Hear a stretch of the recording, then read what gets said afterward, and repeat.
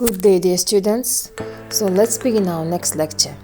Today's our lecture will be devoted to the introduction to national heritage. So the word heritage brings to mind different ideas for different people. When we speak about heritage, we can think about the estate, about the treasure, about the history, family heritage, and a lot of things that our predecessors left for us. Some people think that heritage can be a house left by their parents, or palaces, or they can be some kind of cars that are left by our parents, by our grandparents for us. But some people think the heritage can be books, libraries, knowledge that were left by the predecessors who lived before us. But another group of people say these are the treasures, gold, and other things that are left for us, that are left for future generations. We generally consider heritage to be the positive and meaningful elements of family's identity. It is something valuable for us. When we speak about value, that we should keep it, we should preserve it. Heritage can express itself in many ways. It can be ethnic, culture, or national identity. When we speak about national identity, we can say the common features for a definite people, a definite group of people, a definite group of nation. There are diversity as well as common sites for people. National identity is a person's identity or sense of belonging to one or more states or to one or more nations. It is belonging to one nation. It can be common national interests, community of common history, national characteristics, national solidarity, and others. For example, people pray during the Ramadan holidays, during some kind of holidays. They celebrate some kind of events together. On the screen you can see cultural events that they are happy celebrating common holiday. All of them are called identity, national identity.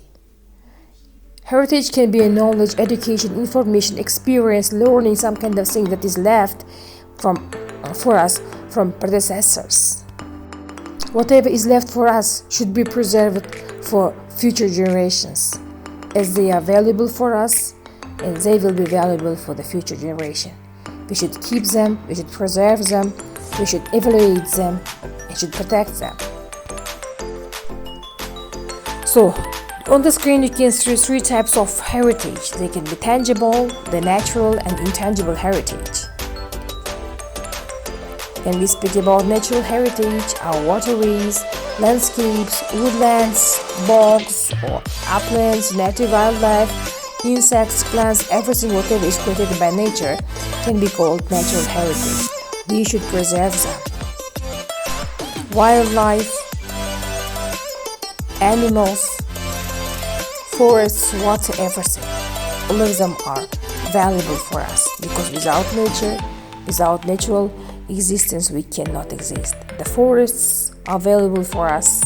Trees, lands, water, the sun, all of them are valuable things for us. Valuable heritage that is called natural heritage for us.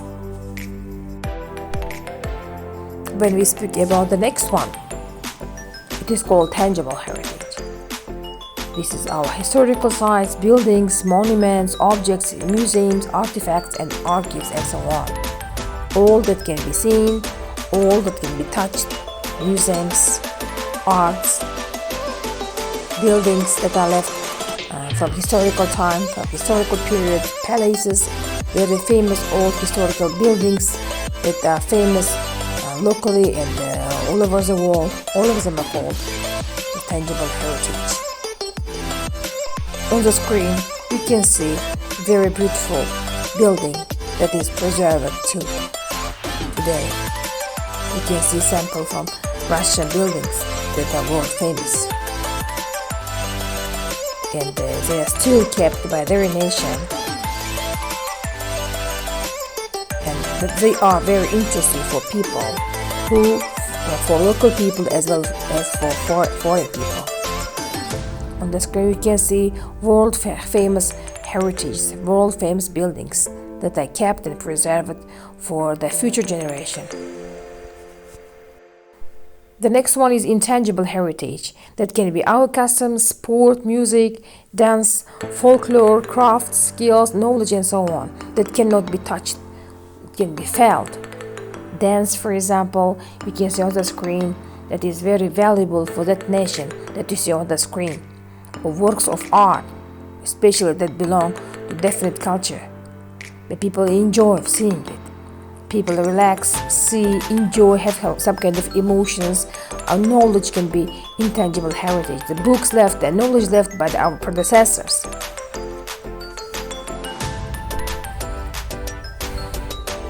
Looking at the screen, you can see great amount of books that are left by the historical people. And this is knowledge that we learn, and we carry the world problems, and we solve the problems according to this knowledge. So the Russian craft or Uzbek craft, all the customs and traditions are left for us, are called our heritage, intangible heritage. Our tangible, intangible, and natural heritage, all associated myths, legends, traditions, and memories provide us with a common language and insight that enables us to memorize history and just let us to be proud of all heritage left for us. This new kind of interesting history that is related to our nation is valuable for us. Heritage is important because it gives us to examine our history and traditions and enables us to develop awareness about ourselves. It helps us to understand and explain why we are the way we are.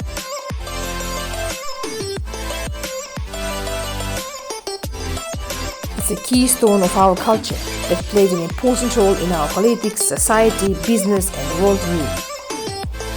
It influences us. And the heritage attracts a lot of money in the means of tourism industry. It means that preserving heritage is important because local heritage projects can be much more than just preserving and protecting artifacts of the past.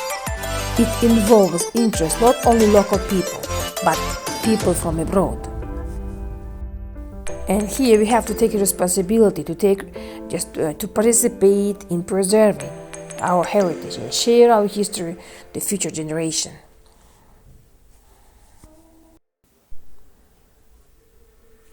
Special projects, specially organized or planned to review, to re-engage or reinterpret the heritage. They rebuild, reconstruct old historical buildings in order to keep them, to preserve them, to remind the historical events for the future generations. Special projects are organized by international committee, international heritage associations that preserve, that fund some amount of money to preserve the world heritage. It is useful for local economic development and innovation in tourism, agriculture, entertainment, and it helps a great role, or it plays a great role in tourism development. As I just told you about it, people are interested in historical buildings, historical heritage of different kind of people, different kind of countries. People are interested in the history. When they are interested in history, they begin to move, they begin to travel. They want to see interesting history of people from different land, from different country. It is very important in the development of tourism. It may attract more and more tourists from all over the world. On the screen you can see historical sites that attract yearly a lot of people concerning the tourism industry. A lot of people want to see, a lot of people want to touch, a lot of people want to feel the science of history, of early times. On the screen we can see the Great Chinese Wall that is yearly attract great amount of tourists, and of course just makes great contribution to the development of Chinese tourism. Or Taj Mahal attracts 7 or 8 million visitors annually.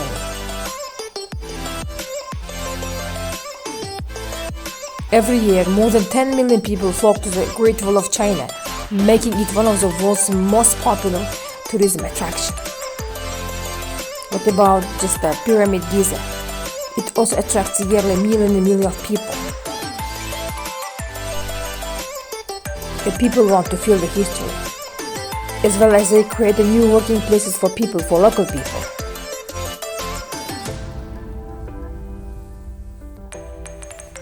On the screen you can see the Hajj in numbers.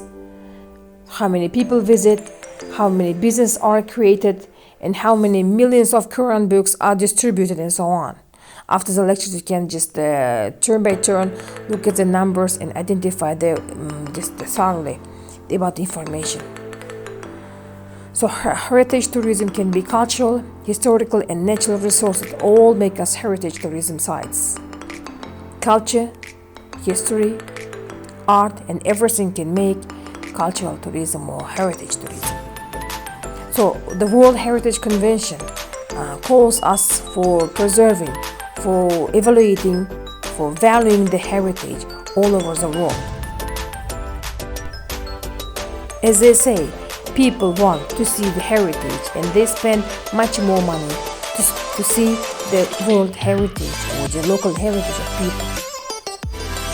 Travelers visit and spend extra money to see these kind of places. They are fan of heritage and they stay to see these kind of things. The aim of the course is to give more information about national and cultural heritage of Uzbekistan, as well as just to give information about the World Heritage, UNESCO Heritage List, preserving heritage, and the law about preserving them. And we do hope that you will like the lecture.